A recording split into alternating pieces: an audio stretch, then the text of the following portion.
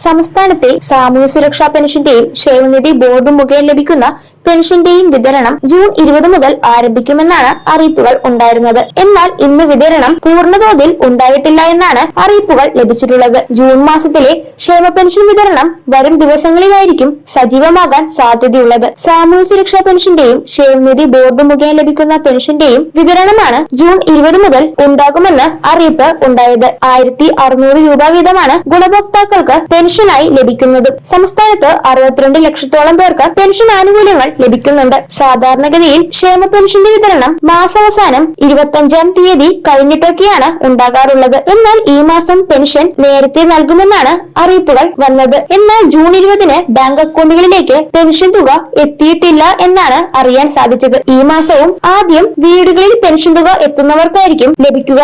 അത് കഴിഞ്ഞായിരിക്കും bank അക്കൗണ്ടുകളിലേക്ക് pension തുക എത്തുന്നത്. 2 ആഴ്ചത്തോളം സംസ്ഥാനത്ത് പെൻഷൻ വിതരണം ഉണ്ടാകുന്നതുമായിരിക്കും. അതിനാൽ തന്നെ എല്ലാവർക്കും പെൻഷൻ തുക കൃത്യമായി തന്നെ ലഭിക്കുന്നതുമാണ്. ബാങ്ക് അക്കൗണ്ട് വഴിയുള്ള പെൻഷൻ വിതരണം 2-3 ദിവസം എടുത്താണ് സാധാരണഗതിയിൽ പൂർത്തിയാവാറ്. പ്രഖ്യാപിച്ച ദിവസം തന്നെ പെൻഷൻ തുക എല്ലാവർക്കും എത്തണമെന്നില്ല.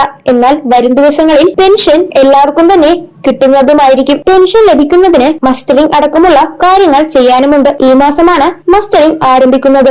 ജൂൺ 25 മുതൽ ഓഗസ്റ്റ് 24-ാം തീയതി വരെ സമയമുണ്ട്. അക്ഷയ കേന്ദ്രങ്ങൾ വഴി മാത്രമാണ് മസ്റ്ററിംഗ് നടക്കുന്നത്. 2025-26 വർഷത്തിലെ വാർഷിക മസ്റ്ററിംഗ് ആയതിനാൽ തന്നെ സാമൂഹ്യ സുരക്ഷാ പെൻഷനും ക്ഷേമനിധി ബോർഡ് മുഖേന ലഭിക്കുന്ന പെൻഷൻ വാങ്ങുന്നവരും മസ്റ്ററിംഗ് കൃത്യമായി തന്നെ പൂർത്തീകരിക്കേണ്ടതാണ്. ജൂൺ മാസത്തിലെ പെൻഷൻ വിതരണം വരും ദിവസങ്ങളിൽ തന്നെ ഗുണഭോക്താക്കൾക്ക് ലഭിക്കുന്നതുമായിരിക്കും. ഇതുമായി ബന്ധപ്പെട്ട ഏതെങ്കിലും വിധത്തിലുള്ള സംശയങ്ങളുണ്ടെങ്കിൽ അവ കൃത്യമായി തന്നെ പരിഹരിച്ചതിനു ശേഷം കാര്യങ്ങൾ കൃത്യമായി ചെയ്യുക.